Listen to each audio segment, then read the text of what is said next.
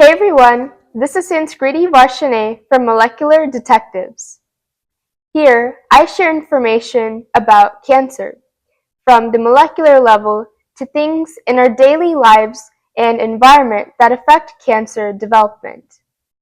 My goal is to explain the intriguing science behind cancer in meaningful episodes that will help you understand preventative measures, cancer signs, and treatment methods, and ultimately for you to make evidence-based decisions to minimize the risk of cancer.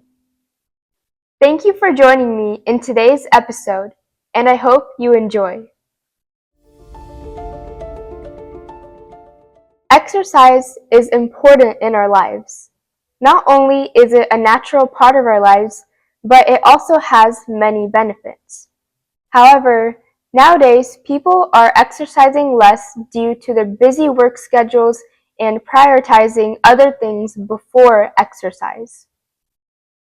You don't necessarily have to prioritize exercise, but even exercising a little bit every day or following an exercise schedule can really boost your health. In this episode, I'm going to talk about exercise, how it's beneficial, how much exercise and what types you should do, how it plays a part in preventing cancer, and even how it can be used to fight cancer. Let's get started. Research shows that maintaining a healthy weight can lessen your chances of getting 13 different types of cancers. Different credible sources don't have the exact same lists, but the lists include bowel cancer, breast cancer, gallbladder cancer, kidney cancer, liver cancer, mouth, larynx, and pharynx cancers, esophageal cancer, ovarian cancer, pancreatic cancer, prostate cancer, rectal cancer, colon cancer, myeloma, myeloid leukemia, stomach cancer, and endometrial cancers. That was a lot of cancers, and these are a wide variety, and this shows that maintaining a healthy weight has benefits for the entire body. So first, let's clarify. What's the difference between physical activity and exercise, and what counts as exercise? According to the Memorial Sloan Kettering Cancer Center, physical activity is the act of literally doing anything to move your body to get out of its resting state. This can include doing household chores and going up and down the stairs. Exercise is a type of physical activity, but its purpose is to move around the body enough to have health and fitness benefits. So walking up the stairs a couple of times a day wouldn't really count as exercise, but running for 15 minutes a day definitely does. In this episode, I'm going to focus on exercise instead of physical activity because exercise is more intentional versus the regular physical activity that you may get every day. However, I also want to clarify, if your daily household chores are very labor intensive and if they involve a lot of energy and endurance, then they could also count as exercise. It just really depends on what the chore is. In general, exercise has many health benefits. According to the City of Hope, exercise can improve your sleep quality, manage stress, and boost mental health, and it can even reduce the risk of a heart attack or stroke. It can also help with hypertension, it can strengthen your bones and muscles, it can increase your energy levels, and it can decrease pain, and finally, it can help you maintain a healthy weight. Now, let's talk about how exercise can help prevent cancer. The first obvious way is by maintaining a healthy weight. Being overweight is a significant risk factor for developing cancer because having too many fat cells can cause inflammation, which can also lead to insulin resistance. These are also big risk factors for cancer. So exercise can help maintain a healthy weight and avoid cancer. Next, exercising can help regulate hormone levels. Fat cells make a lot of estrogen, and excess estrogen is linked to some breast cancers and endometrial cancers. Exercising can reduce fat cells, which can reduce estrogen levels and reduce estrogen levels in general. Exercise can also help the immune system.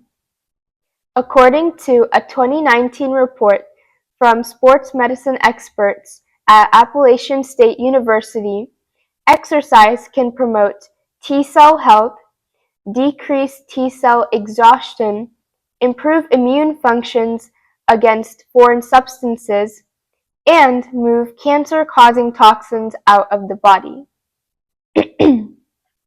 T cells are a type of lymphocyte, which are white blood cells that destroy infectious and cancer cells.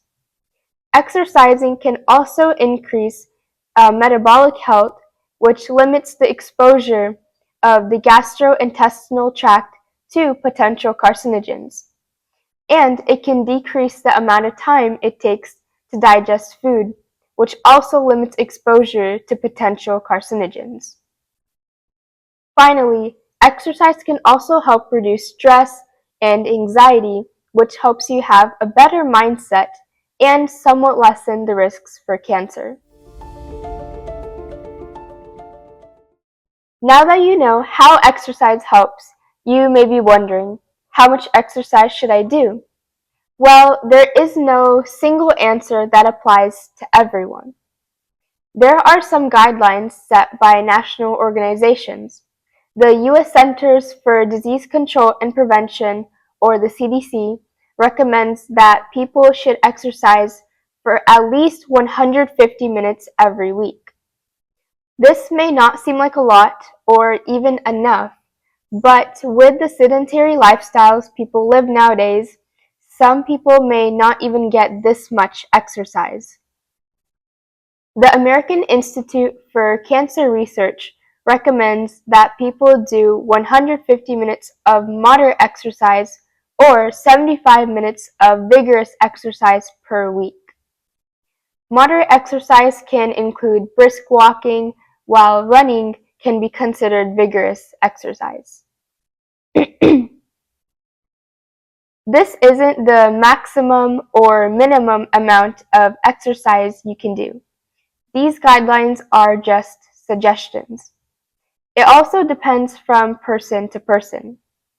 Maybe you are someone who could greatly benefit from exercise, or you may be someone who doesn't need as much.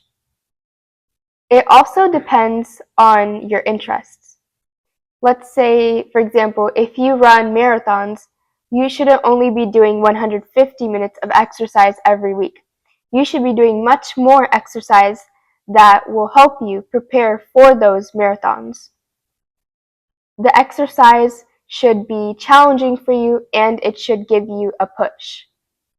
However, let's say you're someone who hates exercising and you get tired really quickly, you might want to stick to the 150 minutes of exercise every week. And if you try it out and maybe it might seem like too much, then that's fine. You can start with small amounts of exercise and you can slowly build up. A lot of people who are unmotivated to exercise and they're really tired might say that they're just too tired to exercise and that they don't want to get more tired. But actually, the exact opposite happens. When you exercise, you feel more energetic. And this is because exercising increases oxygen circulation. So it's like more fuel reaching your organs and cells.